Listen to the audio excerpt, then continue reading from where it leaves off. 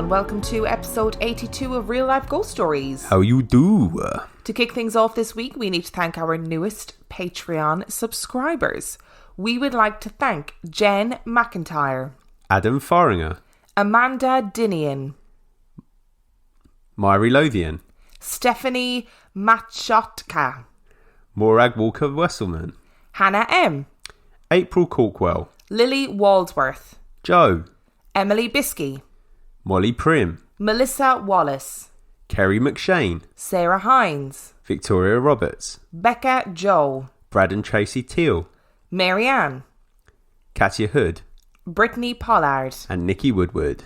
Not bad. Very good. We also need to do some key worker shout outs today. So weekly, we've been giving shout outs to people who are key workers keeping various countries afloat while we are all in various stages of lockdown. Yeah, so today we'd like to give a big shout out to Bethany Mason, who is a pharmacy technician, and that comes from her mum Shauna and sister Nicole. Thank you so much for doing what you do, and that goes to everybody that is in those roles. Thanks, we appreciate it. I would also like to say a big hello to Carrie Shea, who is midway through her master's thesis. You get it, girl. You get it, girl. You just keep going, okay? The end will come eventually, and then you'll be like, wow, what did I do this for? I was going to say the end is nigh, but that's not really the vibe you were going for. Feels a little bit darker if you say it like that. And also in the last couple of weeks, we've been doing promos for other podcasts, not necessarily paranormal related. The reason we're doing this is because people are in various stages of lockdown and are looking for extra content. So today's podcast promo is for the Exercising Depression podcast. Claire has created a podcast that talks about what it's like dealing with mental illness on a daily basis, how she manages it, and what the trials and tribulations are. So we're going to play the promo now. Hi there, my name is Claire, and I'm the host of a new podcast called Exercising Depression. Now, don't worry, it's not a podcast about how exercise is the best cure for depression, or the only antidepressant you'll ever need is a walk outside, blah blah blah. No, that's both annoying and inaccurate. But it is a podcast about me, your standard issue 30-something married British person trying to live a normal life with mental health issues. I also just happen to enjoy torturing myself at the gym. There are many podcasts out there that talk about mental health and depression, but not a lot that discuss living every day with mental health problems. So I decided to start one. You can listen to the Exercising Depression podcast on Stitcher, Google Podcasts, Spotify, and most other podcast providers. Mental illnesses and the stigma surrounding most facets of them need to be talked about more and more openly. So come on. Join me in the conversation with the Exercising Depression podcast. So that was the Exercising Depression podcast. Make sure you go and listen and subscribe. So our film review. Dun, dun, dun. Our film review this week is Rosemary's Baby. Rosemary's Baby was released in 1968. It has 8 out of 10 on IMDb and 96% on Rotten Tomatoes. Would you like a synopsis? I would love one. After moving into an apartment with Guy, her husband, Rosemary hears and dreams strange things. When she gets pregnant, she suspects her neighbours have sinister plans for her baby. So what were your thoughts on this film? This film is excellent. It thoroughly holds up to the test of time. You can tell when it was made, but it's still a really good film. I think I watched this film when I was a teenager and I definitely didn't appreciate it at the time. Yeah. And now rewatching it as an adult, I knew the basic premise of the story, but I didn't remember all the subtleties and nuances of it. And this film is stunning. So good. It's so good. It's paced perfectly. It's really interesting. It's subtle. It's not camp, gory horror, and it's a real psychological thriller. It's brilliant. I think it's very much before its time in the way that it does certain things, and the fact that it starts off as just like a casual sort of romance movie. You know, this new couple moving to the big city. They're trying to make it, making friends with the cute old couple next door. And then all of a sudden it goes from this normal process to suddenly becoming this really sinister, intense film. And it does it so well. Yeah, and Mia Farrow is unbelievable in it. I mean, in the beginning, I was like, Oh God! Like it's when we were watching it, you and I were talking about how she's a bit annoying. Yeah, she's got a very annoying voice. But then as you go on, because she gets more frenetic as the film goes on, and because in the beginning she's so childlike and vulnerable, you kind of are rooting for her the whole way because you don't know what's really happening, whether it's all psychological or whether it's rooted in reality.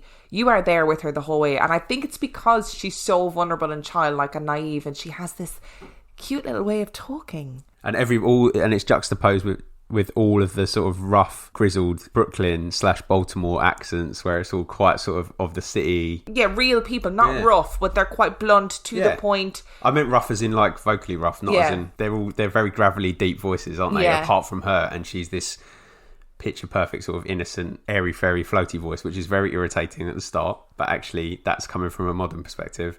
And then as she grows into it, like you said, she does this really fine, really good portrayal of a character where even though I've seen this film so many times, when we were watching it, I was like, maybe she is just having a mental health issue. Yeah, maybe. It's coming across she's so manic at points where you're just like, I was just almost like, have I forgotten part of this film? Yeah. Is it actually one of those ones where it turns out that she's just having a mental health issue? So obviously it was released in the 60s, but there was a great question of there's this really awful bit which is basically about sexual assault. And I watched it and I went, oh yeah, I'd forgotten about this.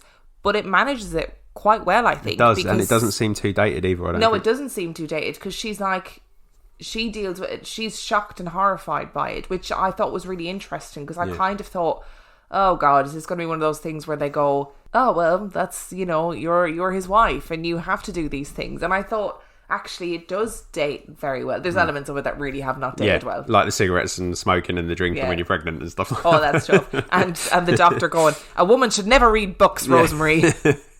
Which I was like, great, brilliant. You read those books, Rosemary. I mean, it is slightly paraphrasing because he's specifically talking about pregnancy books, but there was an element of that where actually, yes, how stupid could you be to consider yourself that it's okay for you to read? But I really liked all the way through it, before it even gets intense, you see these clips of her where she's just sort of monologuing to herself. So she's talking to herself. And it's really endearing to start with, but then it actually becomes quite important later on. And it's just nice to see that development. It's a great film. If you haven't seen this film, I would highly recommend that you watch it.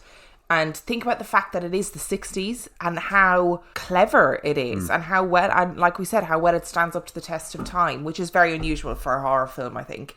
So what would you give this film out of 5? I would give this a wholehearted 5. Me too. I would give it a 5 as well. I think it's a classic film. It's just a classic film. And do not make... There is a 2015 version that I haven't seen, but I can't imagine it being very good because A, I haven't heard of it, and B, this film does not need remaking. No, so please watch the original. So that leads us to our story this week. It does. But interestingly, I am not telling the story this week. Sorry, folks. So this is a Dan episode. Bizarrely, although I don't quite know why, we've actually swapped places at the table that we sit at when we're recording. I don't know why we did that. I mean, I'm really liking it because I'm sitting on the comfy gaming chair rather than that hard one that I normally sit on. So it's quite nice. So we've physically and in terms of the podcast swapped places this week because you have wanted to do this story for ages. Yep. It fit in with Rosemary's Baby for themes that we'll talk about later. And actually, I don't think anybody has ever researched a podcast episode this much in the history of podcasts. There's like books on the table, like novels. I know there was like a Netflix documentary that you watch. You've been watching YouTube videos. And I swear if anybody complains about any of the content of this episode, I'm going to go egg their house. That's what I'm going to do. Thanks. Because I'm astounded and actually a little bit embarrassed about the amount of research you've put into this episode. So are you ready for this? I mean, I am ready because I know what it's about. So I should be asking you that question, really. Are you ready? No. Right answer. Okay, so I've given this story the most emo title that I could think of. And it's called The Darkness Holds Me. Oh, I love it already. His footsteps on the gravel formed a baseline for the rhythmic sounds of the night as he walked down the dirt track towards his destination. Blackness of the sky was broken up by thousands of tiny specks of light, and the air was dank and humid in the way only Mississippi air could be. An occasional cool breeze brought Robert light relief as it cooled the beads of sweat resting on his skin. His shirt was already damp to touch. He hated this shirt. It was smart for sure, but the material was scratching something mad. He hadn't really known what to wear. After all, what do you wear to a meeting like this? It wasn't like meeting up with the boys down the Duke or taking a looker out for a bite, yet somehow dressing for your grandma's funeral didn't seem quite proper either. Robert had settled on a pair of slacks and a dress shirt. He held his guitar by the neck, close to the body, and swayed his arm gently as he walked. He felt the rhythm of the night, and he joined in. As he strolled down the track, he thought back to the last time he was in the Duke. He stung from the memory. The famous bluesmen Son House and Willie Brown had been playing their regular slot that evening. Robert idolised the two men, and when Son and Willie had taken their break, Robert got on the dark stage and picked up the guitar. He had known that he'd wanted to be like Son House since the bluesmen first showed up in the Duke joints of Robbinsville. He'd gone to see the men play at every opportunity, playing on corners for nickels and dimes during the day and then lacing the pockets of the Duke owners of Robbinsville at night. Robert had found favour with the travelling bluesmen because he was hot with the harmonica. They'd often let him hang around with them and play the guitar after they'd finished, but this was the first time he'd had the mettle to get up in the middle of their set. Robert's skin bristled as he thought back to that night. He'd been crazy to do it, but the guitar had mesmerised him. Now he had his own guitar, which he'd happily play to the farmhands back in Clarksdale, but Son's guitar was different. It glistened under that solitary light, calling to him. Robert was sure that even if he'd known what was going to happen, he'd still have gotten up on that stage. That night he sat down, facing the audience, and began picking his way through that nasty swing. He loved that song. It went well. At first. The murmur of the crowd persisted, but as he hit the midsection of the first 8, the crowd started hooting and hollering. "Get that guitar away from that boy! Never such a racket been heard in this Duke. You're running people crazy." Son had tried to allow him to at least finish the tune, but in the end the crowd was so hot he had to intervene. Son got on the stage, muttered, "Leave it there, kid," and took the guitar. There was a short, sarcastic cheer and people got back to their drinks and their gambling. Robert hadn't stuck around after that. He ducked out the back sharpish. It had been 6 months since he'd last been in that Duke. It had been the longest 6 months since Ginny passed. Robert's thoughts wandered for a moment as he thought of his wife. As he did, his pace slowed to an amble. He had met Ginny when he was 18 and she was just 16. Robert knew that he'd loved her from the moment he set eyes on her, and she'd loved him the same. Her parents, on the other hand, weren't so keen. They were church folk, and any music that wasn't God's own belonged to the devil. Ginny and Robert had got married soon after they met, and Robert was desperate to be the husband and father that he'd not had in his own life. He quit the guitar and started working on the farm. He didn't enjoy the farm work. The days were long and the work was hard, but for Ginny he'd do anything. Robert had never been happier than he was in the moment he found out Ginny was expecting. He worked hard for the next 8 months, scrimping and saving what he could to make the house a home before the baby was born. When Ginny was 8.5 months pregnant, she left for Chicago so that she could give birth at her grandmother's. Robert was to meet her there. He hitched across the country, playing his guitar on the streets wherever he could for bits of change. Most of the time, Robert was sure folks were paying him to be quiet, but that didn't matter. He'd have the money to bring Ginny and the baby back on the train, and that's what really mattered. He hadn't known what to expect when he got to the city. He was hoping for a boy.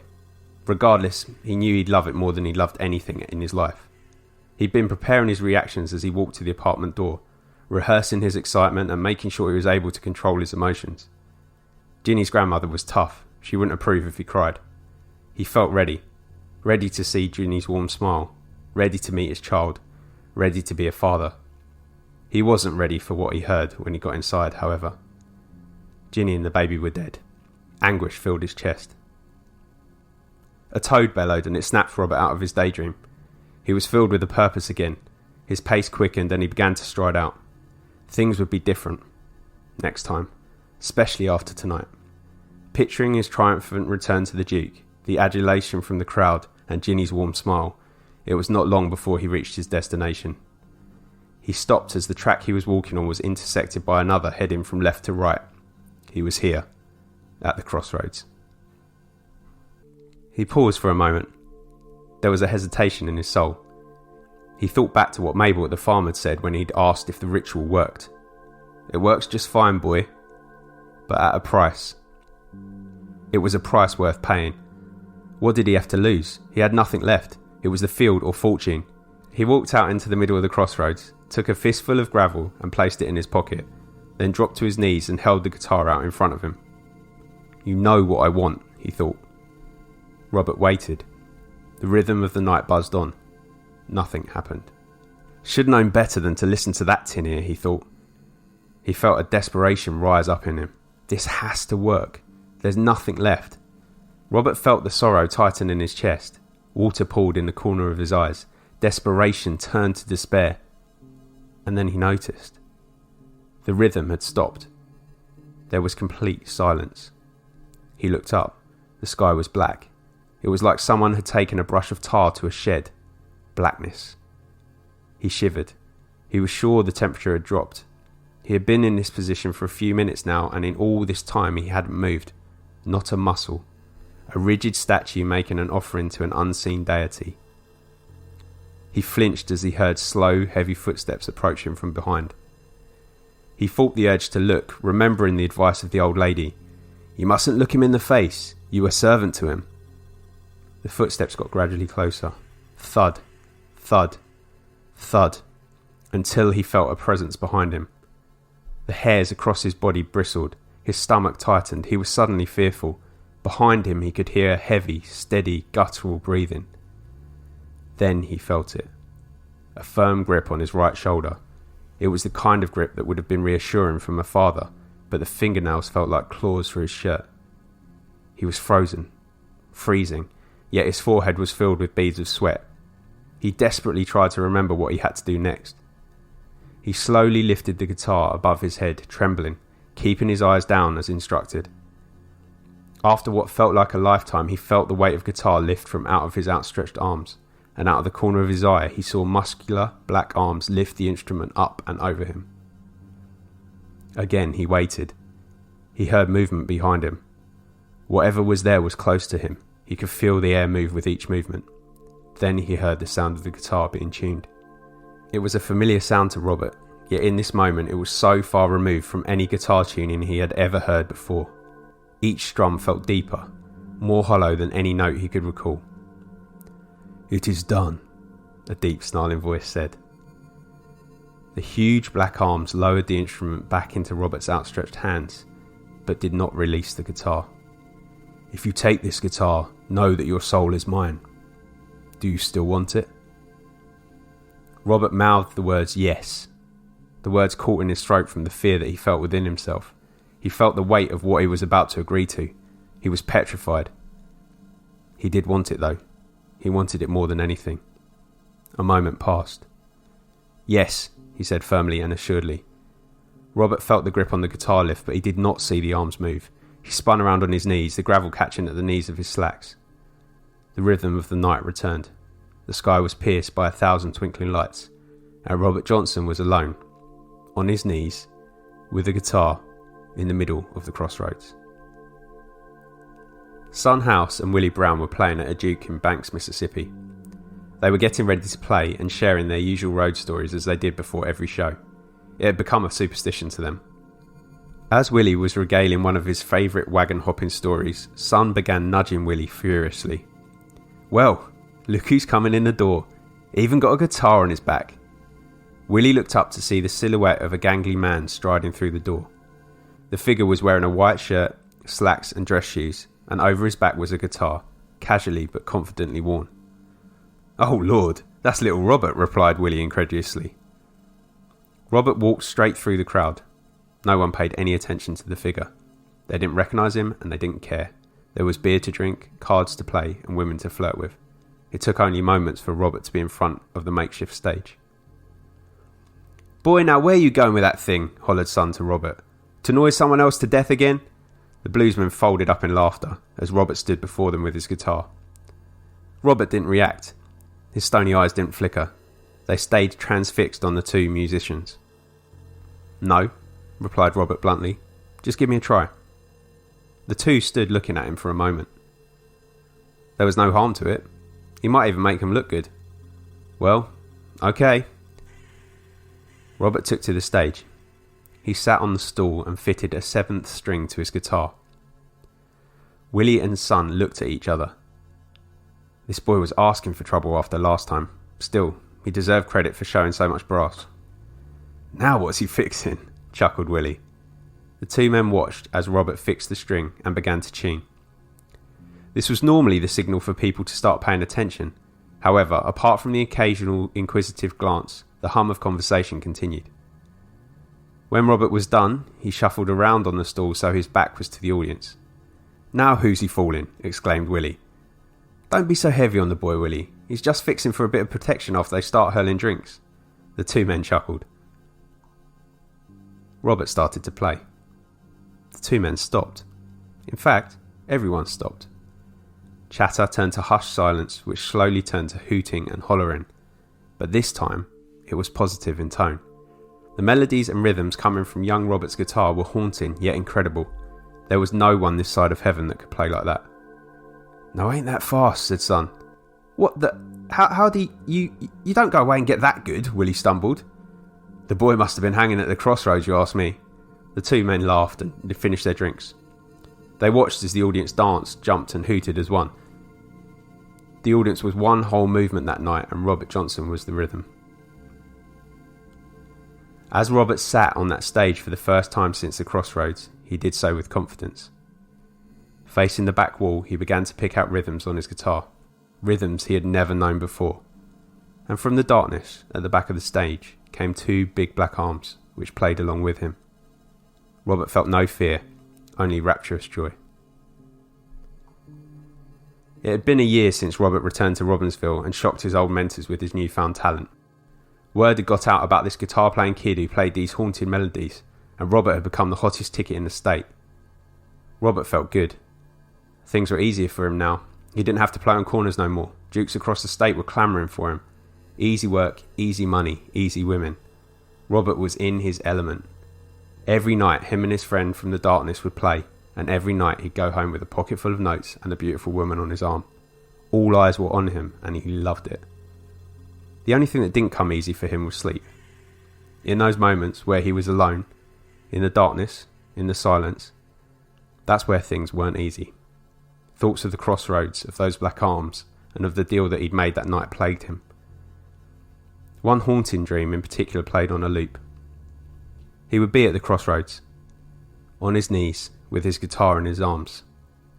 He would hear the footsteps coming, except this time the footsteps were coming in front of him, from the darkness in front of him. He would realise that he was facing the wrong way. He would try to turn, but as he did, he would be held in place by two strong hands upon his shoulders, each hand applying a heavy force, and each hand with those same claw-like fingernails. He would feel the claws break his skin, feel thin trickles of blood run down his chest, saturating his shirt as it met the material. And still from the darkness the footsteps came, closer and closer. Yet Robert would be able to see nothing, because with the footsteps became a blacker darkness, the kind of darkness that came from the absence of light, all-consuming.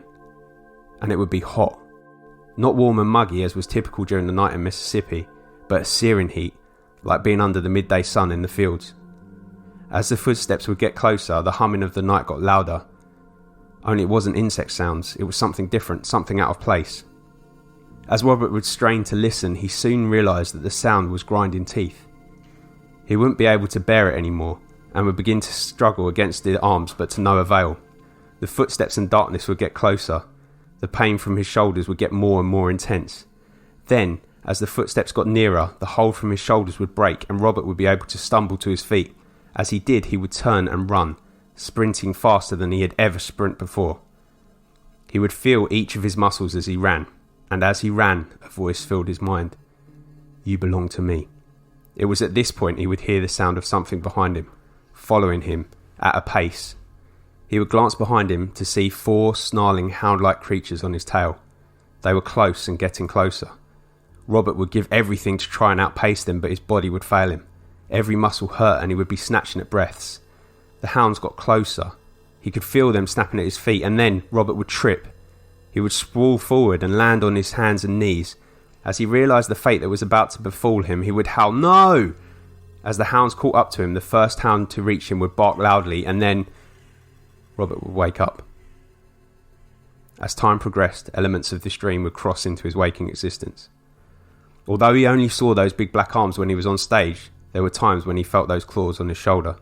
One night, when at a Duke in Rosedale, Mississippi, Robert was talking to a young musician from the area who was being very generous with his money.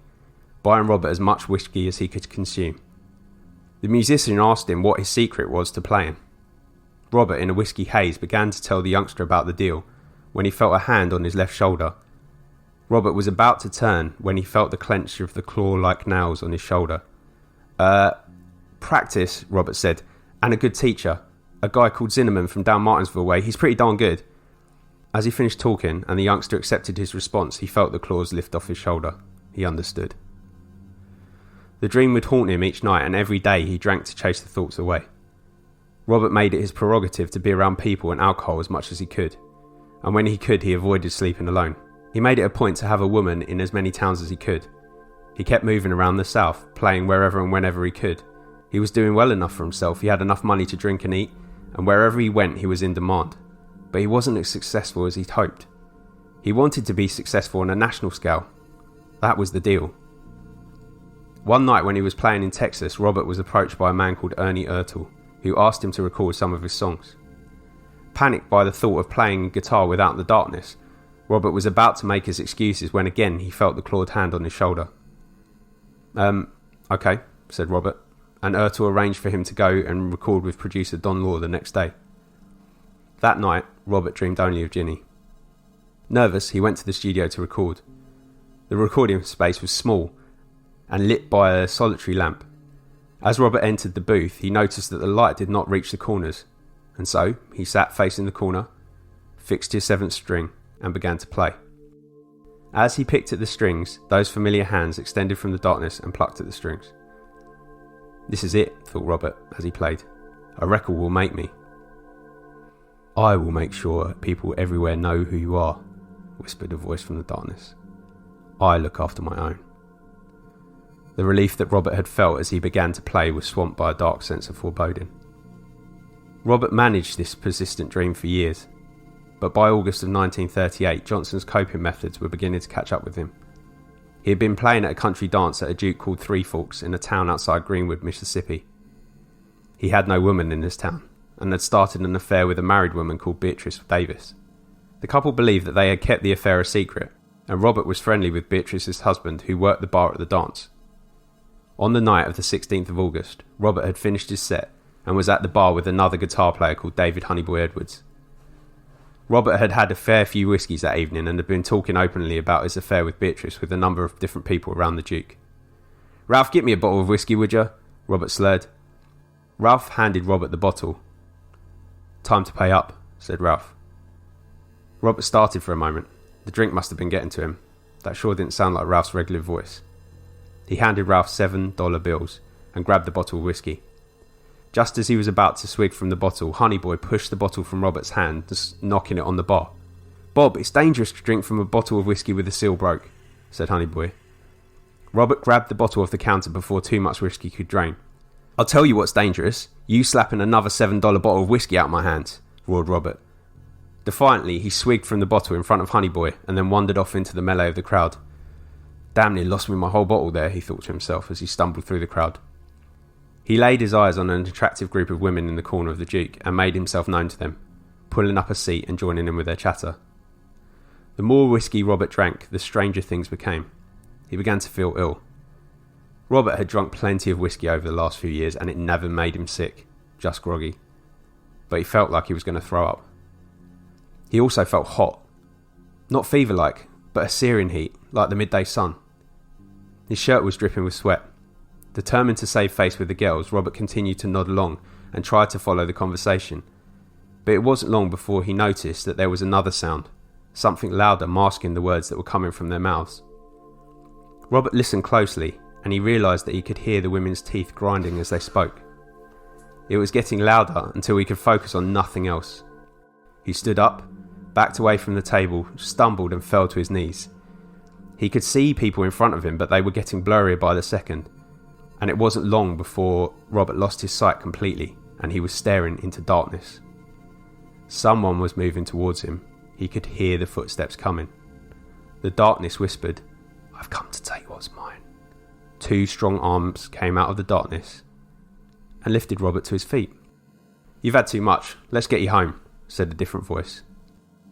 The next thing Robert was aware, he was in his bunk at the farm. He recognised the smells, He could see the moonlight cutting through the planks that made up the wall. He could feel the coarse cloth that made up the mattress. He laid there for a bit, his vision coming back slowly. He did not feel good. There was a sharp pain in his stomach. The pain grew and grew until he blacked out again. Robert was running through the cotton fields. He recognised them as the fields he'd worked as a boy. He didn't know why he was running, but he felt panicked. He could hear something chasing him, gaining on him. He looked behind him. He could see nothing but pitch black. There were no fields behind him, only an absence of light. Emanating from the darkness was a vicious snarl. Robert ran harder and harder until he felt the toes on his left foot catch on something. He began to fall. "It's going to catch me, I'm a goner." He awoke with a jolt. He was flat on the floor of the bunkhouse. He was drenched with sweat. His heart was pulsing and he was in agony. There were people around him, concerned people. He tried to get up, but he could only get to all fours, and then he heard familiar footsteps behind him. Thud, thud, thud. "Time to pay up," said the voice from the bar.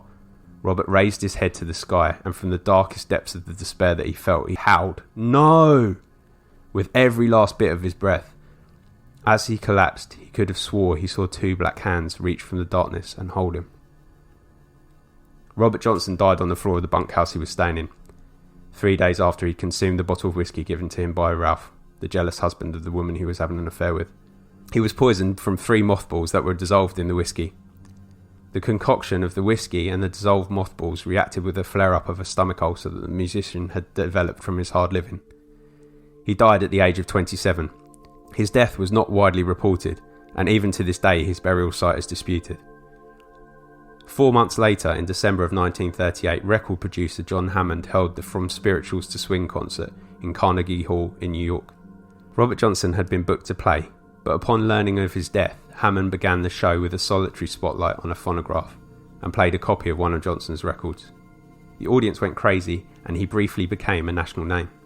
However, in the late 50s during the 78 revival, teenagers began to become familiar with him, and this inadvertently led to the beginning of the rock and roll movement.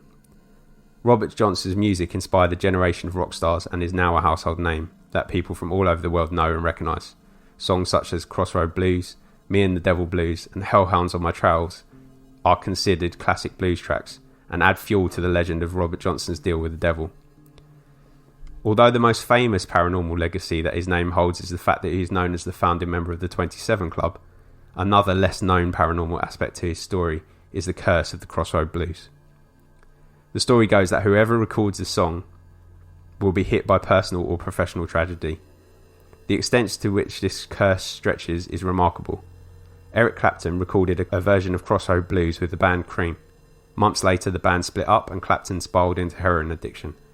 Just when he was getting clean, personal tragedy struck as his 5-year-old son fell from an apartment window and died. Another band that covered Crossroad Blues live was Lynyrd Skynyrd, again recording a copy for a live album, One More From the Road, that was released in 1976. Just over a year later, the band were involved in a plane crash that killed several people, including members of the band. The band disbanded after this. Perhaps the most eerie outcome linked to the curse is that of the Allman Brothers Band. Crossroad Blues was a live favourite of Duane Allman, the seminal lead guitarist of the band. The band were heavily influenced by Johnson's music and used to have jam sessions in cemeteries. On the 29th of October 1970, Duane Allman was rushed into hospital after a drug overdose. The doctors did not give him much hope of surviving, but guitarist Berry Oakley prayed to God and asked God for 1 more year for his friend.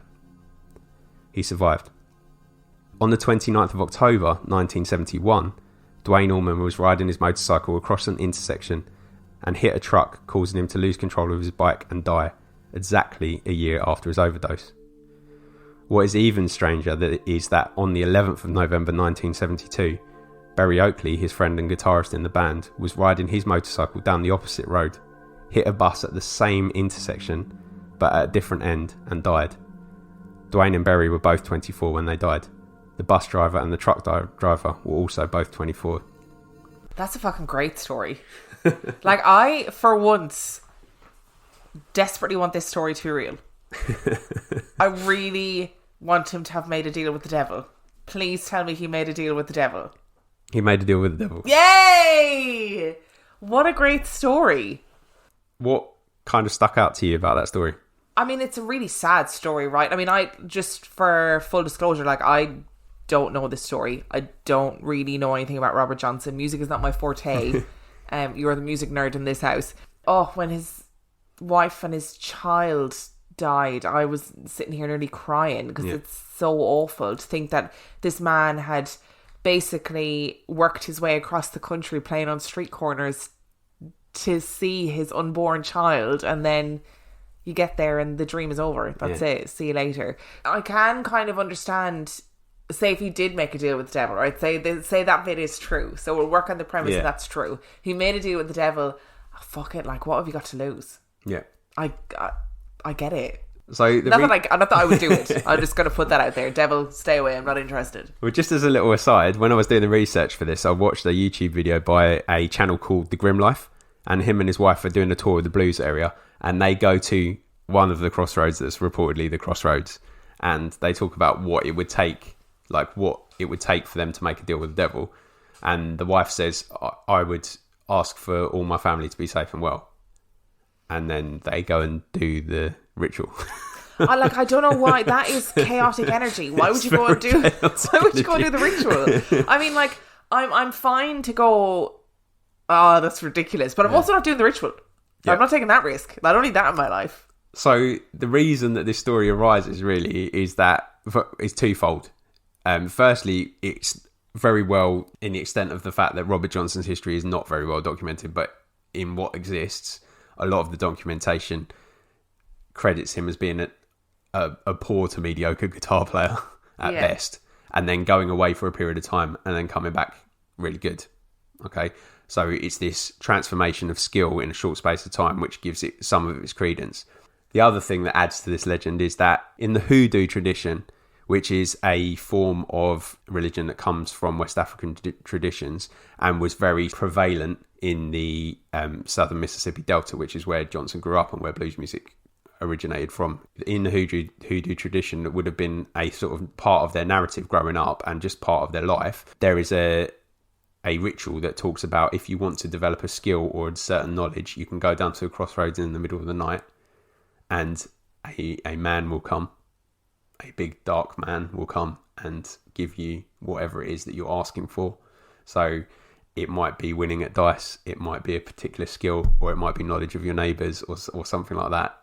This is just an accepted ritual that you can do in that religion. In voodoo, which is like a variant of hoodoo, or a variant of the Western African religions that it comes from, that guy is called Papa Legba, who's sometimes sort of linked to the devil. So that's where that comes from. So you can see how people of the time... So in the story that I read, the two elder bluesmen joke that he must have been messing around at the crossroads. Because they're aware of the... Because they're aware of this ritual and it's something that would have been in their lifestyle. So I know you're not an expert on hoodoo, so I'm not going to be like, why don't you know the answer to this? So in hoodoo tradition, is that man the devil? Or is that something modern Christianity has put onto the story? From what I've read, which is limited, and I'm happy to be staying corrected, it is... a sort of, it's not even Western, it's just a more modern take on who he is. So he doesn't... Okay. He appears in a number of different Western African religions as well as voodoo, and he does different things depending on what the story is. He is a spiritual entity who has great power and can sometimes do evil, but I think the devil tag is something that other people have put on him. It's just such a cool story because, like, I can imagine there are plenty of people who would do this. Yeah. If they thought, right, Robert Johnson made a deal with the devil at the crossroads, it made him famous. Fuck it, yeah, he died, but that's his own fault because he got poisoned by, you know, this man who he was having an affair with his wife. I'm sure there are plenty of people that would take that risk. Yeah. Like, I'm convinced. Yeah, absolutely. That there are people who would go, I desperately want to be famous. Fuck it, if this works, I'm going to do it. Yeah, and I think it's part of... the mystery around it comes from the fact that he got so good in such a short space of time. So how long was the space of time? So this is where I might be a little bit mean to you and I might start unravelling some of your thoughts. Bollocks. It depends on what you read. So I read quite a bit of stuff, as you've already alluded to, going into this, and I watched a couple of documentaries, and it ranges from 6 months, which is obviously a really short space of time. If you're not very good at guitar, to then become an exceptional guitar player in 6 months, that's almost supernatural, right? But it can range to 18 months depending on who you talk to. Now, obviously, that's still quite a short amount of time, but if you take into account that this man was desperate, he literally saw no other way. It's well documented that he wasn't into the farm work, and as an African-American man in that period of time in the South, he had two options. And the other option was playing the blues. And actually, he looked at people like Son House and Willie Brown, who were making a living and were idolised locally, and saw that as his way out. And also, he'd tried to have a normal existence with his wife, and his wife was taken away from him. In everything about him, there's this sort of need, this belonging. And I think if you're that dedicated to doing something, actually practice is a way of improving. If you work at it, you do actually, there is an improvement. 6 months, too short a time. 18 months, 2 years. You're getting into the realms of possibility here. Yeah. And the other thing that comes out of the story is this idea that he disappeared, so he vanished, and nobody knew where he was. That's kind of a false narrative. It's because most of the oral history that we have of Robert Johnson comes from Son House, who is obviously this leading musician, but he was very much entrenched in the blues scene in Robbinsville. So when Robert Johnson disappeared, he disappeared from Son House's knowledge. So he contextually disappeared. Yeah. He didn't actually disappear. He didn't actually disappear. And actually, some of the records show that he took sort of part-time work and he appeared in lots of different juke joints around, which was just sort of roadside cafes, essentially, that were allowed to sell alcohol, and also in the city bars, kind of all catch-all label for them, playing the blues. And actually, there's also another guy on record that talks about where he was during this time. And that guy is a musician called Ike Zimmerman, who said that he actually spent a long time during this period of time teaching Robert how to play guitar. Now, there's a supernatural element to this story as well, because actually the story goes that he took Robert Johnson to a graveyard in the middle of the night. Love that. Sat him on a grave and said... That is some serious emo energy. Absolutely. Sat him on a grave and said, if you truly want to learn and understand blues, you need to play it at midnight on a grave. And the spirits will teach you what blues is about. What a fucking try-hard. What a try-hard. So, essentially, it looks like, if you look at other aspects other than Son House's narrative, it looks like Robert Johnson rocks up with a guitar, with a plan, and goes to see the best person that he knows. And this guy says, let's go and practice in a graveyard in the middle of the night, which is eerie in a Western context. But actually, if you think about it in the context historically of the time, it makes perfect sense. So most of the farm workers and farm hands and local people would have been living in bunkhouses if they weren't married. So there would have been 10, 20 people in a bunkhouse with them. All the walls are thin, and we're not talking about modern brick walls, we're talking about wood walls.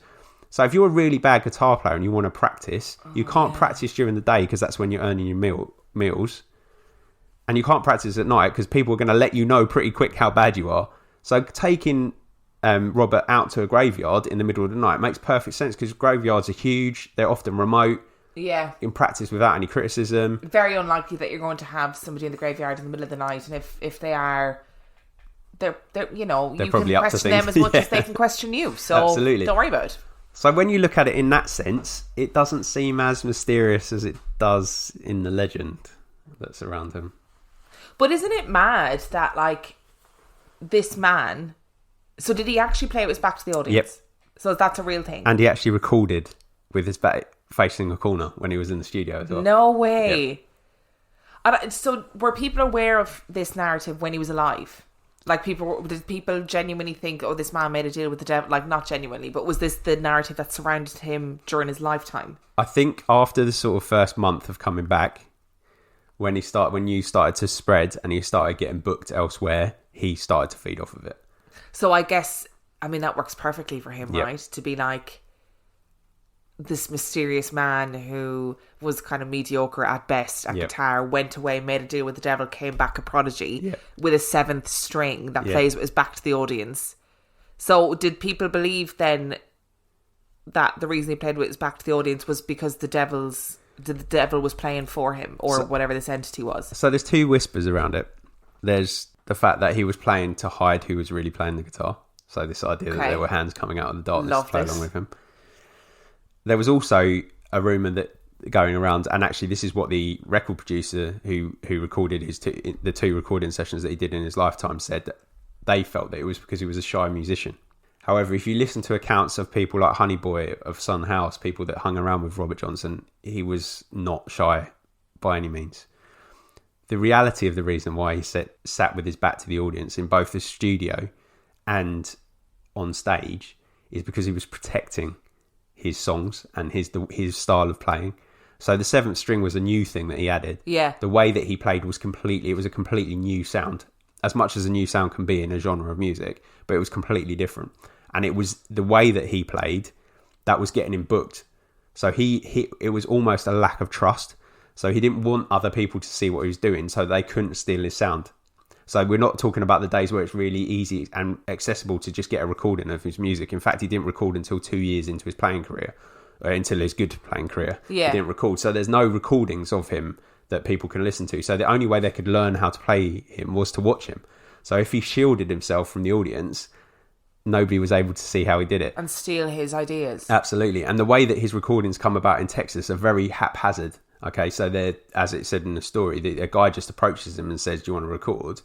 And he says, "Yeah, why not?" But he doesn't know them from Adam. He doesn't trust them. They're people in Texas, which is not where he's from. And so he does the same thing in the studio to protect what he's playing. It feeds into his image, but it's also doing him a service in a practical way as well. So he was kind of responsible for the rock and roll movement. Yep. Remotely. But also that, I mean, we hear so much today about the 27 Club. Yep. And all of the members of the 27 Yep. Club and all these great musicians who have died, who are members of the 27 Club. And he was number one. Like he started essentially the 27 Club. So I wonder, so you have Robert Johnson was the founding member of the 27 Club. Yeah. Who came next that people went, he went the same way as Robert Johnson. You know what I mean? That's another episode for another day. I mean, I don't believe in the 27 Club narrative, but it's really interesting that he is number one. It is very fascinating. The other thing that you have to remember as well is that actually this whole idea of selling your soul to have musical genius is actually not unique to Robert Johnson. It actually predates Robert Johnson by nearly 200 years. So there's a violinist called Nicola Paganini who has a very similar story to Robert Johnson in that he was a terrible violinist and then he went away for a period of time and then came back and he was phenomenal. No way. He wrote classical music about the devil because that was part of his narrative. So this isn't a new thing. It's just that the Robert Johnson one is probably the earliest modern one about making a deal with the devil.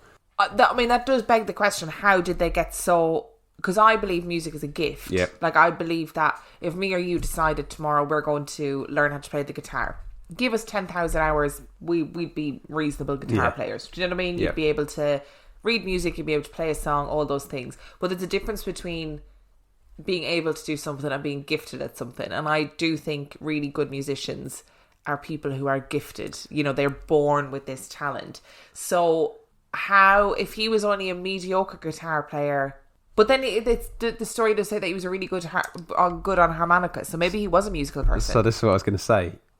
He is really good on a harmonica. And actually, maybe it's something about in terms of the context of the life that he leads. So he lives in poverty. He is a sharecropper. He is a descendant of sharecroppers. So would have grown up on a tenant farm, being a farmhand. Access to musical instruments would have been limited. Maybe it's a case that actually he was gifted musically, but he just hadn't got far enough in his development in terms of guitar playing, because we know that he was a harmonica player, and actually that's his in with Son House and Willie Brown, is that he plays harmonica with them when they're practicing, and that's how he gets so close to these two bluesmen and gets the opportunity to pick up a guitar a bit more regularly. So maybe actually he is incredibly gifted. He just hasn't had the time to develop with that particular instrument. Yeah. So if we think about Greg, for example, our friend Greg, who did our music, extremely naturally gifted as a musician.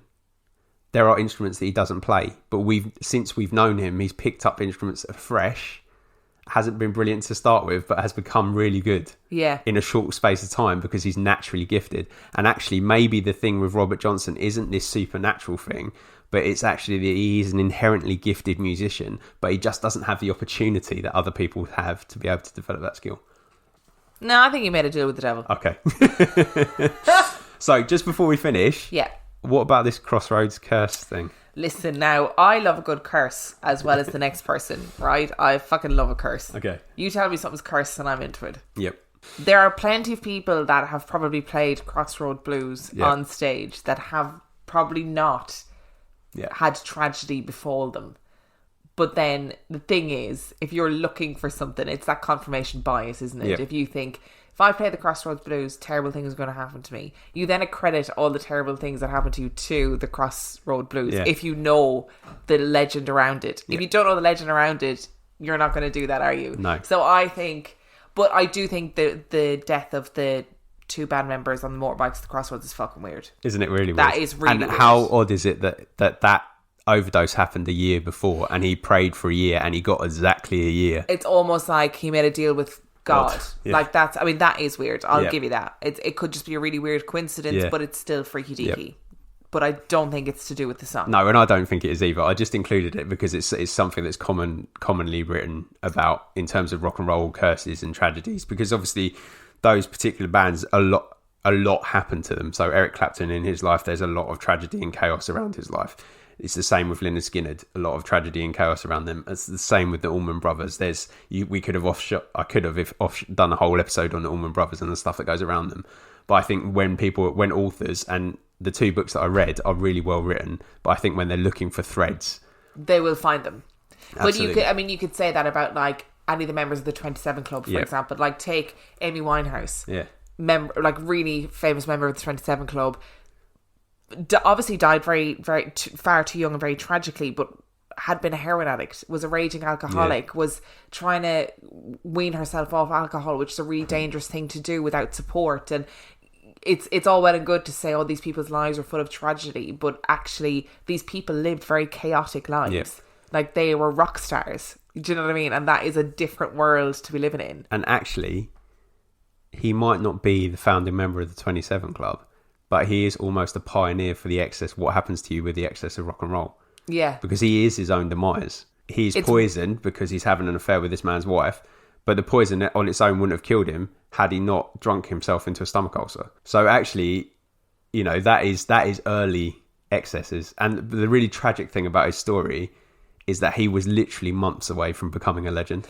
See, if he'd have made that performance at the Carnegie Hall as he was intended to do, that would have brought him to a national scale. He had a bit of recognition as a result of his record being played, but the reason it didn't catch is because he didn't exist. But he was dead at that point. And that would probably feed into that narrative of making a deal with with the devil, because in modern times we think of the devil as a trickster. Yeah. You make a deal with him, it's never going to be quite what you think it is. So Robert Johnson makes the deal, becomes a really talented musician, becomes nationally famous, but doesn't get to see any of that fame, which is horrifically sad. But if you were someone who's going to believe that he made a deal with the devil, you'd go, well, that's what you get. And it makes, so obviously I just put my hands up at this point, that story was written by me, so it's the story that we started Well done. with. It's a very good story. Thanks. It's based, there's a lot of truth in it, so it's based on a lot of things, but obviously all the conversations with the devil and stuff like that I haven't got evidence of, for obvious reasons.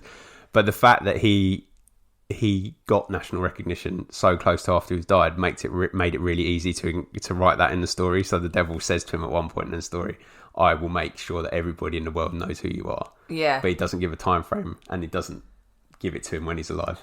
And it is like there's so many writers and musicians and stuff who achieved that huge level of fame after they had died. Yep. And that is, I mean, if an afterlife exists, right? And say Edgar Allan Poe, for example, is sitting looking at people like fawning over his work, and when he was alive he lived in abject poverty, he must be like, are you fucking kidding me? Are you fucking for real? Yeah. I'm watching all you bitches, all you emo bitches, reading The Raven and crying about it, and here I am dead. See, even with Lynyrd Skynyrd, so that the album that they released an album 1 month before the plane crash, that's their best-selling album in history. Oh, it's mad, isn't it? Yeah. I mean, not all the band members died, but they disbanded from that point for the longest period of time, and then they didn't really produce much good stuff after that when they got back together. But, that for those 2 band members, that would have been the pinnacle of their career, and they never got to see it. Would you like some new reviews? I'd love some, thank you. We have 3 new reviews today. Our first one comes from Rodan666, and it is entitled Keep You Wanting More.